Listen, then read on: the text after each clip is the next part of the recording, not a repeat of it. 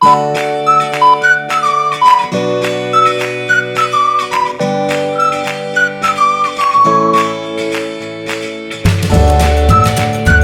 Friends, welcome to knowledge world. આજે આપણે જોવાના છે 22 ડિસેમ્બર 2025ના ડેલી કરંટ અફેર્સ, જેમાં આજના દિવસના ખૂબ જ અગત્યના પ્રશ્નો અને સાથે સાથે તેને રિલેટેડ ટોપિક વિશે પણ ચર્ચા કરીશું. તો શરૂઆત કરીએ આજના વિડીયોની.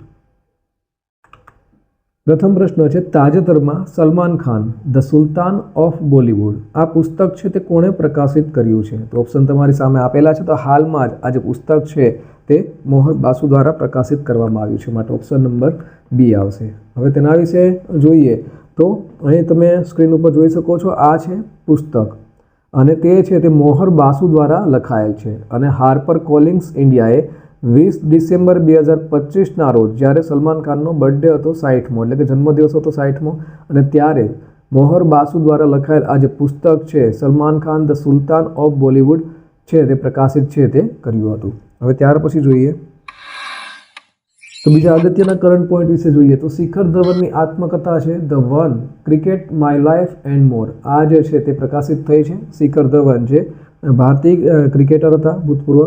રિચા શર્મા દ્વારા લખાયેલ નવલકથા ફાઇન્ડિંગ હોમ અગેન પ્રકાશિત થઈ છે. બર્જિસ દેસાઈ દ્વારા લખાયેલ પુસ્તક મોદીસ મિશન છે તે પ્રકાશિત થઈ છે.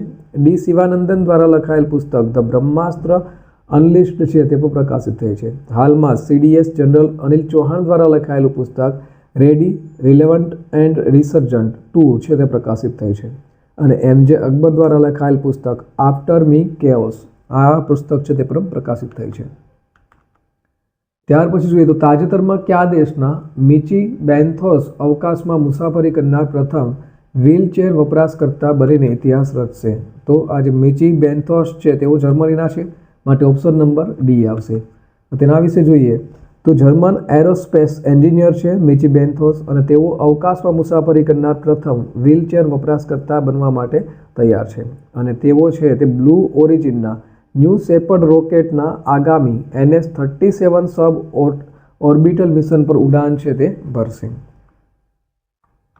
ત્યાર પછી જોઈએ તો તાજેતરમાં આંતરરાષ્ટ્રીય માનવ એકતા દિવસ ક્યારે ઉજવવામાં આવ્યો? તો દર વર્ષે આ જે દિવસ છે તે 20 ડિસેમ્બરના રોજ ઉજવાય છે, માટે ઓપ્શન નંબર બી આવશે. તેના વિશે વાત કરીએ તો ઇન્ટરનેશનલ હ્યુમન સોલિડેરિટી ડે એટલે કે આંતરરાષ્ટ્રીય માનવ એકતા દિવસ, અને તે દર વર્ષે 20 ડિસેમ્બરના રોજ ઉજવાય છે. અને સંયુક્ત રાષ્ટ્ર મહાસભાએ 2025માં આ દિવસની ઉજવણી કરવાનું સત્તાવાર રીતે જાહેરાત છે તે કરી હતી. હવે બીજા અગત્યના દિવસો જોઈ લઈએ ડિસેમ્બર મહિનાના.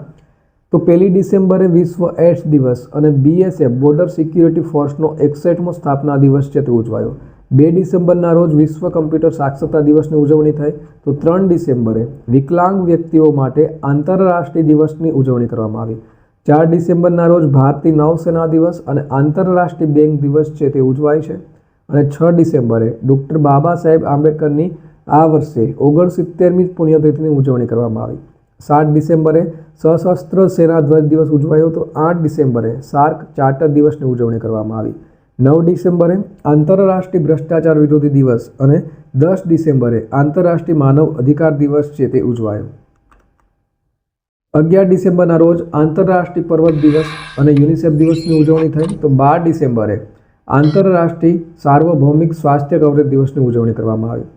14 ડિસેમ્બરે રાષ્ટ્રીય ઉર્જા સંરક્ષણ દિવસ ઉજવાણો. તો 16 ડિસેમ્બરે કારગિલ વિજય દિવસની ઉજવણી કરવામાં આવી.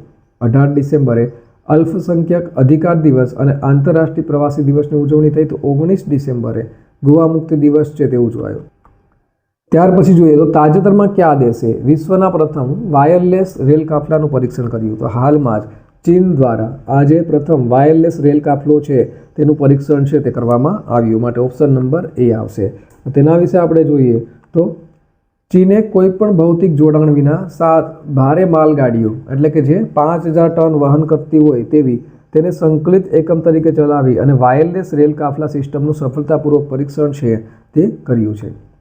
હવે ચીનના અગત્યના કરંટ પોઈન્ટ વિશે વાત કરીએ તો ચીન દ્વારા થોરિયમ અને યુરેનિયમ ઇંધણ રૂપાંતરમાં પ્રથમ સફળતા છે તે પ્રાપ્ત કરી છે.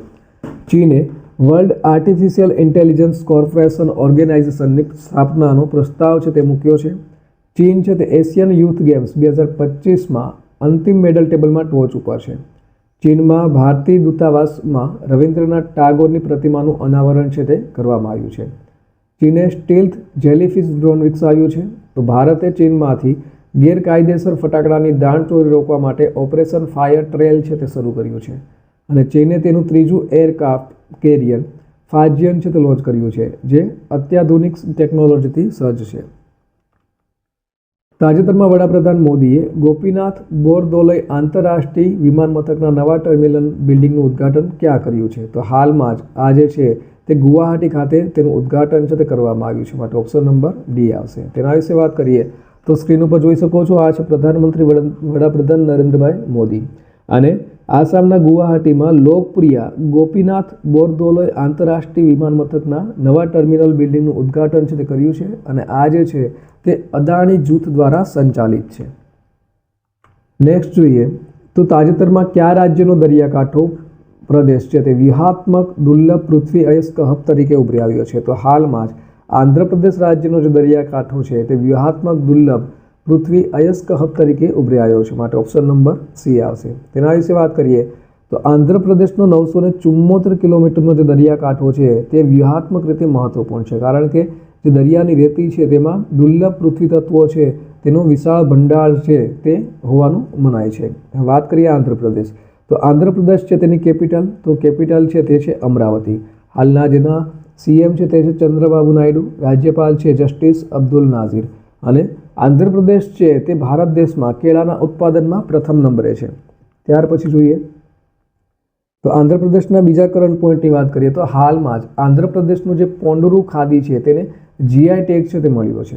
આંધ્રપ્રદેશ પ્રવાસન વિભાગે પૂરને કારણે ભવાની ટાપુ બંધ કર્યો છે. તો ભારતનો સૌથી મોટો ભૂ ઉષ્મી ઉર્જા ટેકનોલોજી પાયલોટ પ્રોજેક્ટ છે તે આંધ્રપ્રદેશમાં સ્થાપવાની જાહેરાત કરી છે. આંધ્રપ્રદેશના જે પ્રવાસન વિભાગ છે તેઓએ વૈશ્વિક પ્રવાસન પુરસ્કાર 2025 જીત્યો છે. તો આંધ્રપ્રદેશના તિરુમાલા ટેકરીઓ અને લાલ રેતીના ટેકરા છે તે યુનેસ્કોની કામચલાઉ યાદીમાં ઉમેરવામાં છે તે આવ્યા છે. તાજેતરમાં કયા દેશની ટીમે નાસા સ્પેસ એક્સ ચેલેન્જમાં વૈશ્વિક ટોચનું સન્માન જીત્યું છે? તો હાલમાં જ આજે છે તે ભારત દેશનું છે. માટે ઓપ્શન નંબર એ આવશે. તેના વિશે વાત કરીએ તો સ્ક્રીન ઉપર જોઈ શકો છો, આ છે ભારતના જે ઇનોવેશન ઇકોસિસ્ટમને વૈશ્વિક સ્તરે નોંધપાત્ર માન્યતા મળી છે. અને જે નાસા છે તેઓએ ઇન્ટરનેશનલ સ્પેસ એક્સ ચેલેન્જ 2025માં એક ભારતીય સેટેલાઇટ ઇન્ટરનેટ ખ્યાલને વૈશ્વિક વિજેતા તરીકે જાહેર કરેલા છે. અને ચેન્નઈ સ્થિત આ જે ટીમ છે જેને તમે સ્ક્રીન ઉપર જોઈ શકો છો, તેઓએ ફોટોનિક્સ ઓડિસીએ દૂરસ્થ અને અછતગ્રસ્ત વિસ્તારોમાં ઇન્ટરનેટ એક્સેસને વિસ્તૃત કરવા માટે સાર્વભૌમ સેટેલાઇટ આધારિત બ્રોડબેન્ડ ઇન્ફ્રાસ્ટ્રક્ચરનો પ્રસ્તાવ છે તે રજૂ કર્યો હતો. અને તેમાં વૈશ્વિક ટોચનું સન્માન છે તે જીત્યું છે. વાત કરીએ આપણે નાસાની, તો નાસા જેનું ફૂલ ફોર્મ છે national aeronautics and space administration, અને તેની સ્થાપના ક્યારે કરવામાં આવી હતી? તો નાસા છે તેની સ્થાપના 29 જુલાઈ 1958માં થઈ હતી. અને તેનું મુખ્ય મથક છે તે વોશિંગ્ટન ડીસીમાં આવેલું છે. ભારતના બીજા કરંટ પોઈન્ટની વાત કરીએ તો હાલમાં જ ભારતે તેનો પ્રથમ સ્ક્વોશ વર્લ્ડ કપ જીત્યો છે.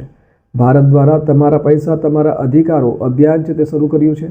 તો ભારતીય ટીમે FIH hockey men's junior world cup 2025માં બ્રોન્ઝ મેડલ જીત્યો છે. ભારત પ્રથમ વખત કોમનવેલ્થ ખોખો ચેમ્પિયનશિપનું આયોજન કરશે. તો ભારતે 20માં યુનેસ્કો અમૂર્ત હેરિટેજ કમિટી સત્રનું આયોજન કર્યું છે. IMF એટલે કે ઇન્ટરનેશનલ મોનિટરિંગ ફંડે ભારતની જે UPI છે તેને વિશ્વની સૌથી મોટી રિયલ ટાઈમ ચૂકવણી પ્રણાલી તરીકે માન્યતા આપી છે. તો ભારતે જે પોર્ટુગલમાં યોજાઈ હતી WFDF world beach ultimate championship 2025 તેમાં જીત મેળવી છે. તો હાલમાં જે ભારતની ચોન્ઝિન એગ્મો છે જેઓએ માઉન્ટ એવરેસ્ટ પર વિજય મેળવનારી વિશ્વની પ્રથમ અંધ મહિલા પર્વતારોહક બની છે. ત્યાર પછી જોઈએ તો તાજેતરમાં ભારત અને કયા દેશે સંયુક્ત વેપાર રોકાણ સમિતિની સ્થાપના કરી છે? તો હાલમાં જ આ જે સ્થાપના છે તે ભારત અને નેધરલેન્ડ્સ દ્વારા કરવામાં આવી છે. માટે ઓપ્શન નંબર સી આવશે. તેના વિશે વાત કરીએ તો ભારત અને નેધરલેન્ડ્સ દ્વારા સંયુક્ત વેપાર અને રોકાણ સમિતિ એટલે કે JTICની સ્થાપના કરી છે. હવે JTIC તો શું છે ફૂલ ફોર્મ? તો joint trade and investment committee, આ તેનું ફૂલ ફોર્મ છે.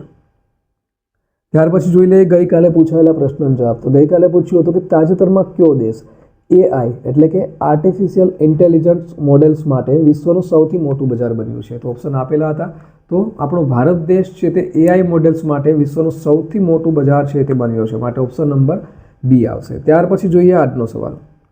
તો આજનો સવાલ છે, તાજેતરમાં ભારતની પ્રથમ વન યુનિવર્સિટી સ્થાપિત છે તે ક્યાં થશે?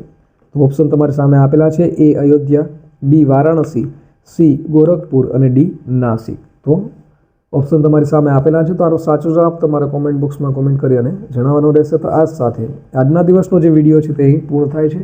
બીજા અગત્યના વિડીયોની લિંક છે અને પ્લેલિસ્ટ છે તે અહીં સ્ક્રીન ઉપર આપેલી છે, અને ચેનલની મુલાકાત લઈને પણ તમે બીજા અગત્યના વિડીયો છે તે અહીંથી જોઈ શકશો. તો આ સાથે આજના દિવસનો વિડીયો અહીં પૂર્ણ થાય છે. ફરી મળીશું નવા વિડીયોમાં. ત્યાં સુધી રજા આપશો. નમસ્કાર.